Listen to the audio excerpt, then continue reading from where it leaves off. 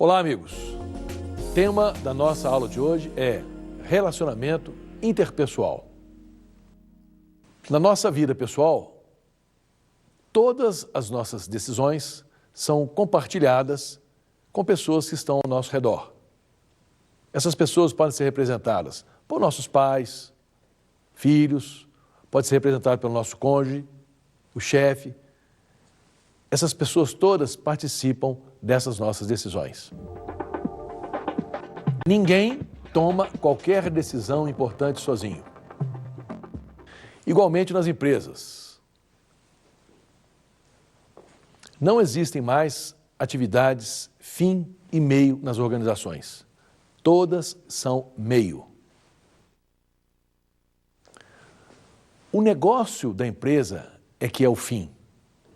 Portanto, dentro dessa perspectiva, todas as funções da empresa são igualmente importantes.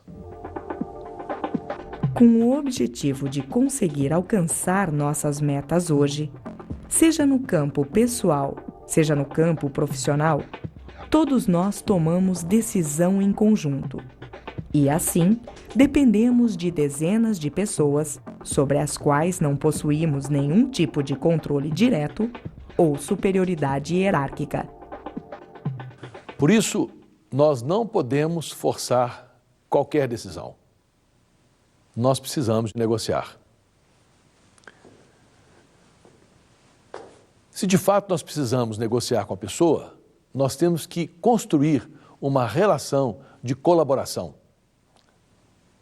Essa relação é que vai permitir que a outra pessoa, que também detém uma parte da solução do nosso problema, e que vai fazer com que ela adote o acordo que estamos propondo. Só por isso essa pessoa deveria ser tratada com muito respeito e consideração, como acontece com os juízes nos tribunais. Eles são tratados com respeito e consideração, porque a decisão passa por eles.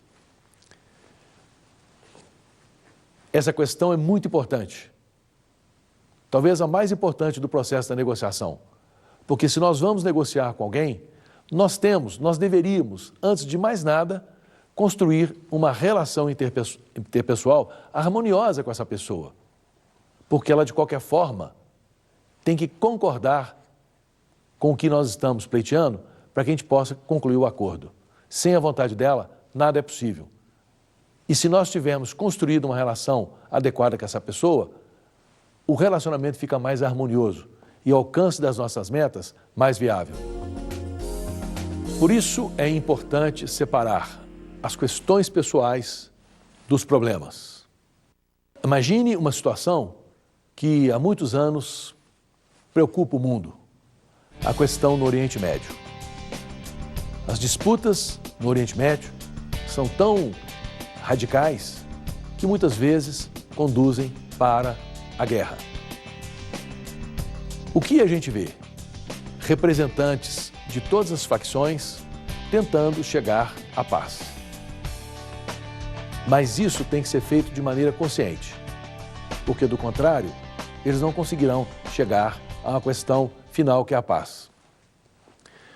O que acontece é que essas pessoas que sentam para negociar, elas têm divergências tão profundas, religiosas, pessoais, de cultura, de princípios.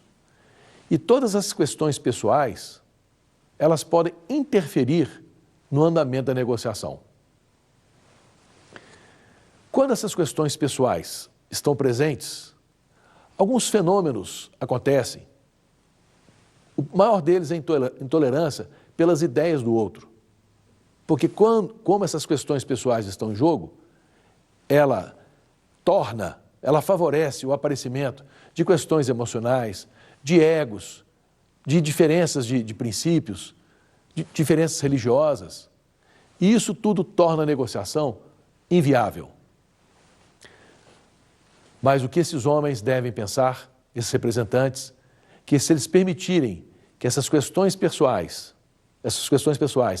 apareçam durante a negociação, eles não conseguirão negociar. Nessas circunstâncias, o resultado é muito pior. porque eles vão sair da mesa com impasse e praticamente a guerra vai se tornar visível e as consequências da guerra são catastróficas. Portanto, o que eles devem fazer é separar as questões pessoais e focalizar apenas a solução do problema, que é a busca da paz e a harmonia entre os povos. O que significa isso? É que nós temos de agir com os problemas, na solução dos problemas, na busca da solução dos problemas, com mão de aço. Mas em relação às pessoas, nós temos que usar luvas de pelica para nos relacionarmos bem com as pessoas. Garras de aço com os problemas, mas luva de pelica no relacionamento com pessoas. Para isso, alguns procedimentos são fundamentais. O primeiro deles, nós devemos desvincular relacionamento da substância da negociação. Existe uma crença falsa que relacionamento e substância da negociação funcionam como dois pratos de uma balança. Para melhorar um dos lados, o outro tem que ser sacrificado. Mas lembre-se, você não pode curar sentimentos feridos com concessões. Certa vez, um amigo meu me contou um caso que aconteceu com ele. Ele estava separado e ele tinha um filho. E ele viajava muito, ficava muito ausente, e ele queria compensar essa ausência dele nas viagens, e ele aproveitava para trazer presentes para esse filho. Ele trazia malas e malas cheias de presente para o filho toda vez que chegava. Certa vez, logo que ele chegou de uma viagem ao exterior, ele saiu com o filho dele, foi a um shopping na cidade dele.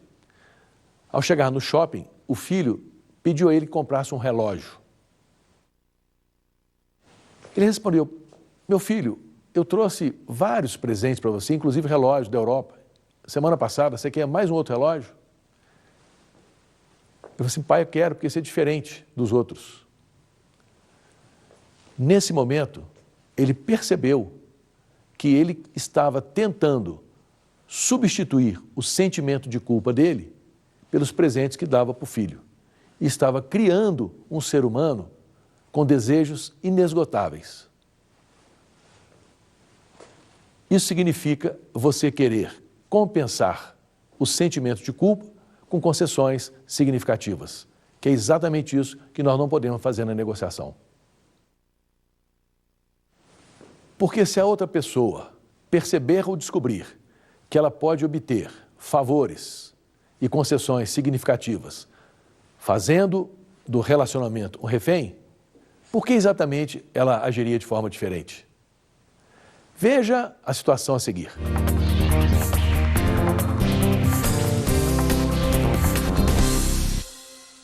Para tratar o problema e o relacionamento de forma separada durante a negociação e lidar adequadamente com cada um deles, você precisa identificar e fazer uma distinção clara entre os componentes de uma negociação. Quais são as questões de relacionamento ou pessoas e quais são as questões de substância de negociação, que são os problemas. Uma vez que você identificou as questões de relacionamento e de substância, você precisa pensar em como lidar com elas. Para as questões de substância, você precisa estar bem preparado para identificar números, dados, datas, percentuais, termos, condições, interesses, resultados, alternativas, legitimidade e acordos mutuamente vantajosos. Para as questões de relacionamento, você precisa pensar nos passos que pode dar e que o ajudarão a melhorar esse relacionamento. Para isso, você tem de estar preparado para se comunicar adequadamente, construir a relação de confiança e controlar as emoções e sentimentos, mesmo que o outro lado ofereça ou não a reciprocidade. E é exatamente isso. Para você evoluir na negociação, você tem que saber diferenciar e tratar de forma diferenciada as questões que se relacionam ao objeto da negociação e as questões ligadas ao relacionamento entre as pessoas. A separação desses dois tipos de questões é que permite que a negociação evolua sem ter nenhum tipo de atrito. O segundo comportamento é: coloque a culpa nos métodos utilizados, não nas pessoas. Isso significa que nós temos que trocar o foco no quem para o foco no quê. O papel profissional de um médico é identificar problemas nos seus pacientes. Mas nós não devemos agir como médicos no relacionamento interpessoal. O nosso papel não é identificar nas outras pessoas pontos fracos, mas, ao contrário, nós devemos buscar conhecer quais são os seus pontos fortes e as suas virtudes. Não importa se o outro é bom ou mau carpinteiro, o que interessa é o método. Talvez ele esteja usando serrote, quando na verdade deveria estar usando martelo. Admita que o outro possa ter motivos para o seu comportamento. Muitas vezes, as pessoas poderão concordar com o seu ponto de vista, mas sabendo que as outras pessoas a quem elas devem algum tipo de satisfação não aceitarão, ela também, por consequência, não aceitará. Aceite também uma parcela de responsabilidade. Tem um ditado que diz o seguinte: quando um não quer, dois não brigam. A partir do momento que a pessoa se conscientiza que ela é parte da construção de algum tipo de conflito, ela é co-criadora, ela pode estar conscientizando também que ela conseguirá solucionar esse conflito. O último procedimento, comportamento, é negocie cooperativamente. Tente incutir na mente do outro o prêmio que ambos ganharão se chegar a um acordo colaborativo. Há uma grande diferença entre você dizer para a pessoa o que ela tem que fazer e convidá-la a participar. Conflito, fricção e hostilidades. Mesmo no trabalho solitário, nem sempre somos modelos de eficiência. Se nos falta competência para sermos eficientes no trabalho solitário, imagine trabalhar em grupo. A dificuldade é muito maior. A própria individualidade das pessoas pressupõe, pelo menos por princípio, interesses diferentes em termos de conjunto. O que acontece na prática? Estamos nos referindo a seres humanos. Portanto, isso subentende falar de emoções, egos, crenças, valores, inveja, cobiça. E quais são as consequências desse conjunto de emoções? Inflexibilidade, desconfiança, descompromisso, rompimento, às vezes acomodação, fuga, agressividade. Esse tipo de consequência nós chamamos de conflitos interpessoais. Os conflitos interpessoais acontecem quando menos se espera, porque ele é provocado por nossas diferenças. Veja a história a seguir. Um senhor, dirigindo seu carro, aproxima-se de um cruzamento e, com uma visibilidade do trânsito local prejudicada por veículos estacionados, atravessa a pista sem muito cuidado e quase provoca um acidente, colidindo com um jovem motociclista que passava pelo local em sua moto. O motociclista, indignado, insulta o senhor com palavras grosseiras, que por sua vez também responde no mesmo tom. De repente, o jovem parte para cima do senhor com a fisionomia cerrada e com o objetivo de agredi-lo. O que nós vimos? Uma cena banal de trânsito que acontece o tempo todo, em qualquer cidade. E por causa dessa cena banal, dois seres humanos, motivados por uma situação irracional, partem para cima para agressão mútua, podendo até acabar numa ação criminal com consequências desastrosas para todos os dois. Para entender a razão desse comportamento irracional, nós precisamos refletir a respeito do aprendizado que nós temos na sociedade. Quais são os ditados que nós ouvimos continuamente em toda a nossa vida? Quem com ferro fere, com ferro será ferido. Eu dou um boi para não entrar numa briga, mas dou uma boiada para não sair dela. Olho por olho, dente por dente. Bateu, levou. Eu não levo desaforo para casa. Se apanhar na rua, apanha aqui em casa também. Com tantos ditados, promovendo a discórdia e o pessimismo entre os seres humanos, não podemos esperar que o outro vá acolher as nossas posições, nossas afirmações de braços abertos.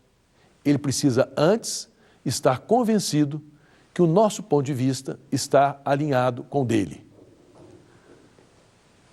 Por que as guerras persistem?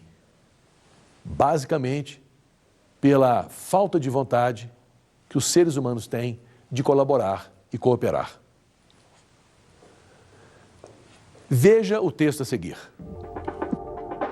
O principal motivo da persistência da guerra é o simples fato que ela, embora tenha um alto preço, funciona como juiz supremo das divergências entre as partes.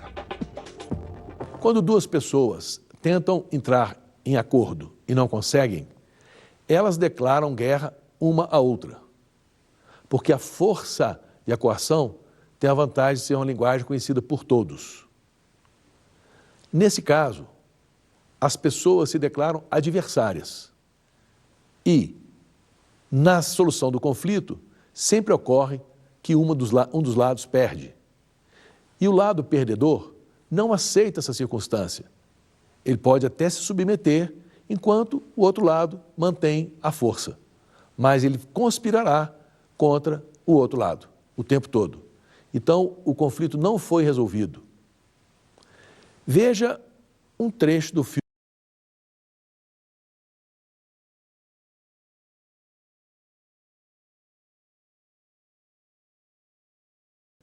E isso tudo torna a negociação inviável. Mas o que esses homens devem pensar, esses representantes, que se eles permitirem que essas questões pessoais apareçam durante a negociação, eles não conseguirão negociar. Nessas circunstâncias, o resultado é muito pior, porque eles vão sair da mesa com impasse e praticamente a guerra vai se tornar visível e as consequências da guerra são catastróficas. Portanto, o que eles devem fazer é separar as questões pessoais e focalizar apenas a solução do problema, que é a busca da paz e a harmonia entre os povos. O que significa isso? É que nós temos de agir com os problemas, na solução dos problemas, na busca da solução dos problemas, com mão de aço. Mas em relação às pessoas, nós temos que usar luvas de pelica para nos relacionarmos bem com as pessoas. Garras de aço com os problemas, mas luva de pelica no relacionamento com pessoas. Para isso, alguns procedimentos são fundamentais. O primeiro deles, nós devemos desvincular relacionamento da substância da negociação. Existe uma crença falsa que relacionamento e substância da negociação funcionam como dois pratos de uma balança. Para melhorar um dos lados, o outro tem que ser sacrificado. Mas lembre-se, você não pode curar sentimentos feridos com concessões. Certa vez, um amigo meu me contou um caso que aconteceu com ele. Ele estava separado e ele tinha um filho. E ele viajava muito, ficava muito ausente, e ele queria compensar essa ausência dele nas viagens, e ele aproveitava para trazer presentes para esse filho. Ele trazia malas e malas cheias de presente para o filho toda vez que chegava. Certa vez, logo que ele chegou de uma viagem ao exterior, ele saiu com o filho dele, foi a um shopping na cidade dele. Ao chegar no shopping, o filho pediu a ele que comprasse um relógio. Ele respondeu: meu filho, eu trouxe vários presentes para você, inclusive relógios da Europa. Semana passada, você quer mais um outro relógio? Eu falei assim: pai, eu quero, porque esse é diferente dos outros. Nesse momento, ele percebeu que ele estava tentando substituir o sentimento de culpa dele pelos presentes que dava para o filho. E estava criando um ser humano com desejos inesgotáveis. Isso significa você querer compensar o sentimento de culpa com concessões significativas, que é exatamente isso que nós não podemos fazer na negociação.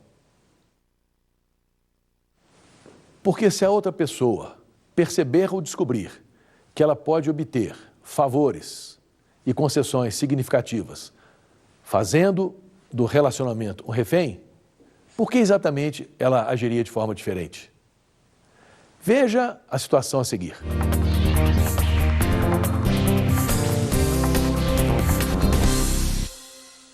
Para tratar o problema e o relacionamento de forma separada durante a negociação e lidar adequadamente com cada um deles, você precisa identificar e fazer uma distinção clara entre os componentes de uma negociação. Quais são as questões de relacionamento ou pessoas e quais são as questões de substância de negociação, que são os problemas. Uma vez que você identificou as questões de relacionamento e de substância, você precisa pensar em como lidar com elas. Para as questões de substância, você precisa estar bem preparado para identificar números, dados, datas, percentuais, termos, condições, interesses, resultados, alternativas, legitimidade e acordos mutuamente vantajosos. Para as questões de relacionamento, você precisa pensar nos passos que pode dar e que o ajudarão a melhorar esse relacionamento. Para isso, você tem de estar preparado para se comunicar adequadamente, construir a relação de confiança e controlar as emoções e sentimentos, mesmo que o outro lado ofereça ou não a reciprocidade. E é exatamente isso. Para você evoluir na negociação, você tem que saber diferenciar e tratar de forma diferenciada as questões que se relacionam ao objeto da negociação e as questões ligadas ao relacionamento entre as pessoas. A separação desses dois tipos de questões é que permite que a negociação evolua sem ter nenhum tipo de atrito. O segundo comportamento é: coloque a culpa nos métodos utilizados, não nas pessoas. Isso significa que nós temos que trocar o foco no quem para o foco no quê. O papel profissional de um médico é identificar problemas nos seus pacientes. Mas nós não devemos agir como médicos no relacionamento interpessoal. O nosso papel não é identificar nas outras pessoas pontos fracos, mas, ao contrário, nós devemos buscar conhecer quais são os seus pontos fortes e as suas virtudes. Não importa se o outro é bom ou mau carpinteiro, o que interessa é o método. Talvez ele esteja usando serrote, quando na verdade deveria estar usando martelo. Admita que o outro possa ter motivos para o seu comportamento. Muitas vezes, as pessoas poderão concordar com o seu ponto de vista, mas sabendo que as outras pessoas a quem elas devem algum tipo de satisfação não aceitarão, ela também, por consequência, não aceitará. Aceite também uma parcela de responsabilidade. Tem um ditado que diz o seguinte: quando um não quer, dois não brigam. A partir do momento que a pessoa se conscientiza que ela é parte da construção de algum tipo de conflito, ela é co-criadora, ela pode estar conscientizando também que ela conseguirá solucionar esse conflito. O último procedimento, comportamento, é negocie cooperativamente. Tente incutir na mente do outro o prêmio que ambos ganharão se chegar a um acordo colaborativo. Há uma grande diferença entre você dizer para a pessoa o que ela tem que fazer e convidá-la a participar. Conflito, fricção e hostilidades. Mesmo no trabalho solitário, nem sempre somos modelos de eficiência. Se nos falta competência para sermos eficientes no trabalho solitário, imagine trabalhar em grupo. A dificuldade é muito maior. A própria individualidade das pessoas pressupõe, pelo menos por princípio, interesses diferentes em termos de conjunto. O que acontece na prática? Estamos nos referindo a seres humanos. Portanto, isso subentende falar de emoções, egos, crenças, valores, inveja, cobiça. E quais são as consequências desse conjunto de emoções? Inflexibilidade, desconfiança, descompromisso, rompimento, às vezes acomodação, fuga, agressividade. Esse tipo de consequência nós chamamos de conflitos interpessoais. Os conflitos interpessoais acontecem quando menos se espera, porque ele é provocado por nossas diferenças. Veja a história a seguir. Um senhor, dirigindo seu carro, aproxima-se de um cruzamento e, com uma visibilidade do trânsito local prejudicada por veículos estacionados, atravessa a pista sem muito cuidado e quase provoca um acidente, colidindo com um jovem motociclista que passava pelo local em sua moto. O motociclista, indignado, insulta o senhor com palavras grosseiras, que por sua vez também responde no mesmo tom. De repente, o jovem parte para cima do senhor com a fisionomia cerrada e com o objetivo de agredi-lo. O que nós vimos? Uma cena banal de trânsito que acontece o tempo todo, em qualquer cidade. E por causa dessa cena banal, dois seres humanos, motivados por uma situação irracional, partem para cima para agressão mútua, podendo até acabar numa ação criminal com consequências desastrosas para todos os dois. Para entender a razão desse comportamento irracional, nós precisamos refletir a respeito do aprendizado que nós temos na sociedade. Quais são os ditados que nós ouvimos continuamente em toda a nossa vida? Quem com ferro fere, com ferro será ferido. Eu dou um boi para não entrar numa briga, mas dou uma boiada para não sair dela. Olho por olho, dente por dente. Bateu, levou. Eu não levo desaforo para casa. Se apanhar na rua, apanha aqui em casa também. Com tantos ditados, promovendo a discórdia e o pessimismo entre os seres humanos, não podemos esperar que o outro vá acolher as nossas posições, nossas afirmações de braços abertos. Ele precisa antes estar convencido que o nosso ponto de vista está alinhado com o dele. Por que as guerras persistem? Basicamente, pela falta de vontade que os seres humanos têm de colaborar e cooperar. Veja o texto a seguir. O principal motivo da persistência da guerra é o simples fato que ela, embora tenha um alto preço, funciona como juiz supremo das divergências entre as partes. Quando duas pessoas tentam entrar em acordo e não conseguem, elas declaram guerra uma à outra, porque a força e a coação têm a vantagem de ser uma linguagem conhecida por todos. Nesse caso, as pessoas se declaram adversárias e, na solução do conflito, sempre ocorre que um dos lados perde. E o lado perdedor não aceita essa circunstância. Ele pode até se submeter, enquanto o outro lado mantém a força. Mas ele conspirará contra o outro lado o tempo todo. Então, o conflito não foi resolvido. Lidando com nossas diferenças. É impossível conviver em grupo sem te dispor com alguém de vez em quando. O princípio é o mesmo da física. Quanto maior o contato, maior o atrito.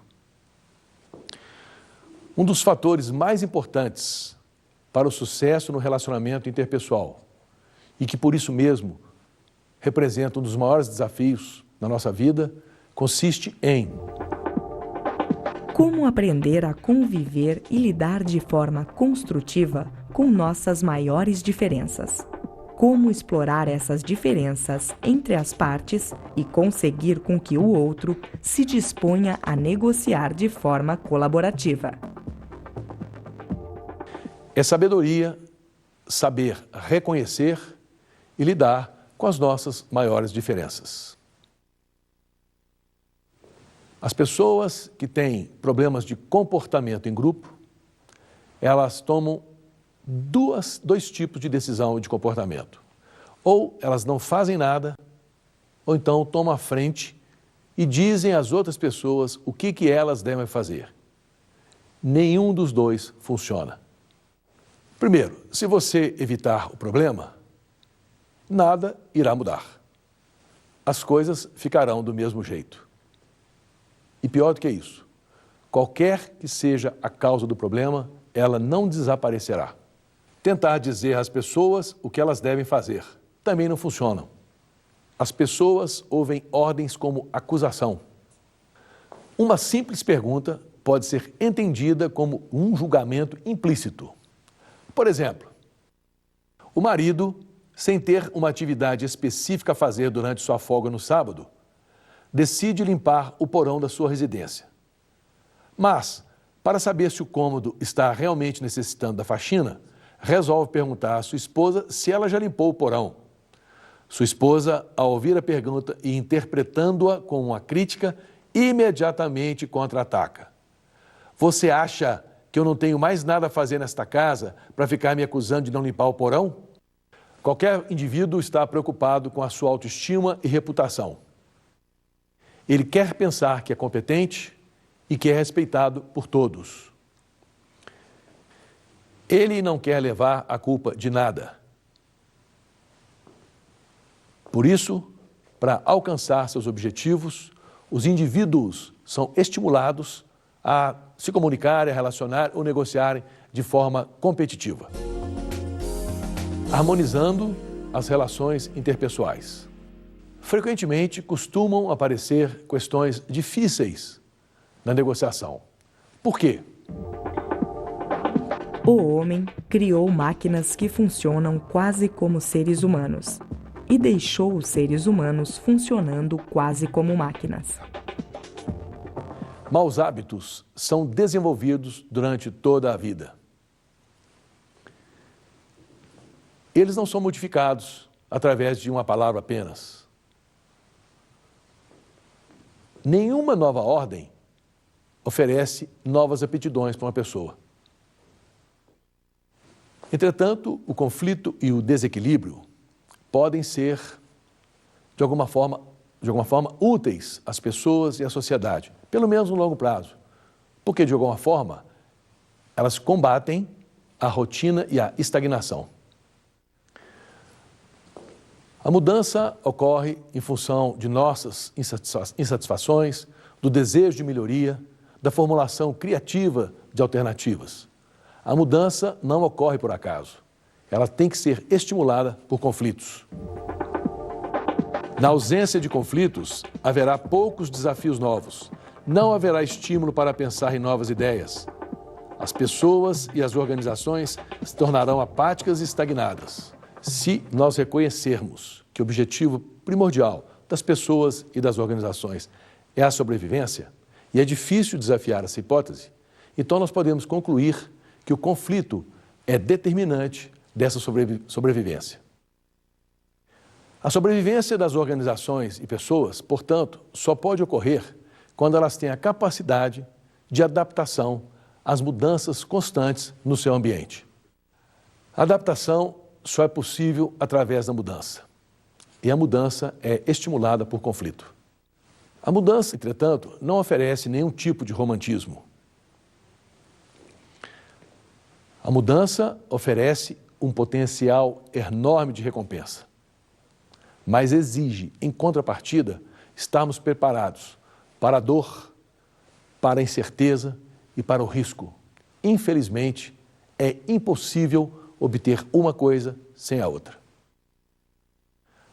A conduta mais fácil de modificar é a própria, ainda que isso custe estarmos preparados para o risco, a incerteza e a dor. Se as pessoas não reagem da forma que você estava esperando, parta do princípio que você está emitindo alguma coisa errada. Se você quer mudar o que você está recebendo, você tem que começar a emitir algo diferente. O nosso comportamento interfere na reação do outro. Veja o que disse Lao Tse. Um simples gesto com o dedo movimenta as moléculas do ar até o infinito. A razão dessa proposta é perfeitamente compreensível se a compararmos com o diapasão. O diapasão é um instrumento utilizado na medicina, na engenharia e na música. Apresenta um fenômeno físico simples. Se provocarmos um pequeno impacto em uma das hastes, ela começa a vibrar numa determinada frequência e emitir um som específico. Através do fenômeno da ressonância, a outra haste inicia uma vibração com a mesma frequência, emitindo um som idêntico. Portanto, se o nosso desejo é mudar a frequência e o som que está sendo emitido pela outra haste, nós temos, primeiramente, que mudar a frequência e o som que está sendo emitido pela primeira haste. Às vezes, torna-se difícil adotar esse comportamento por causa, principalmente, do nosso ego. Mas ele é fundamental. Se nós quisermos modificar o outro, nós temos que nos modificar primeiro. Portanto, para poder superar nossas próprias dificuldades e agir dessa forma, nós devemos nos inspirar na declaração de Gandhi. O fraco não pode perdoar. Somente o forte é capaz disso. Para traduzir, em outras palavras, tudo que nós vimos nessa aula, eu gostaria de falar com vocês a respeito de processo para melhorar o relacionamento entre as pessoas. 4 pontos são importantes. Eu vou contar 2 histórias que vão ilustrar o que eu quero dizer. A primeira história é a seguinte: um garoto, um jovem, entrou numa floresta e viu uma flecha enterrada no alvo, na mosca, numa árvore. Ele ficou admirado com a pontaria do arqueiro. Logo depois, ele encontrou numa outra árvore um outro alvo com uma flecha enterrada também lá na mosca. E foi andando, encontrou mais uma, mais outra e mais outra. Logo depois, ele encontrou com um arqueiro que estava se preparando para disparar uma flecha. E ele virou-se para o arqueiro e falou assim: arqueiro, parabéns, você é infalível, você não erra uma, todas na mosca. O arqueiro, com certa humildade, virou-se para o garoto e falou assim: Não é bem assim. Está vendo aquela árvore? Aí ele, arqueiro, mandou uma flecha na árvore e depois ele, o arqueiro, foi lá e pintou o alvo em torno da flecha. Essa é a primeira história que eu quero falar para vocês. A outra história foi apresentada pelo diretor da Disney. Na palestra, ele projetou no telão a figura do Mickey e perguntou a todos nós qual era a razão de sucesso da Disney. Todos nós respondemos, eu respondi também, o Mickey Mouse. Se não, o sucesso da Disney não é o Mickey Mouse. O sucesso da Disney é que nós somos como o Mickey Mouse. Nós temos duas orelhas enormes e a gente ouve, a gente capta, implementa todas as ideias que os frequentadores dos nossos parques nos dizem. O sucesso da Disney é porque nós sabemos ouvir as pessoas. Então agora eu acho que eu estou em condições de apresentar os 4 pontos para vocês. O primeiro deles é saber ouvir, é saber escutar o que o outro quer verdadeiramente passar. Ouvir as pessoas. O segundo ponto é enxergar as pessoas, mas enxergar de uma forma especial, com o coração. Nós só conseguimos ver claramente com o coração, porque o que é importante mesmo é invisível aos olhos. Saint-Exupéry. Então, enxergar a pessoa com o coração. Terceiro, nós devemos mudar. Nós temos que tomar a iniciativa de mudar. Se nós mudarmos, nós vamos provocar no outro também a mudança. E o quarto, o mais difícil, nós devemos perdoar. Se nós não conseguirmos perdoar o outro, o nosso estômago vai impedir que a gente tenha um bom relacionamento. Esses são 4 pontos para a gente construir uma relação interpessoal harmoniosa. Se você conseguir cumprir esses 4 pontos, eu lhe asseguro, você vai acertar todas as flechas na mosca, você não erra uma.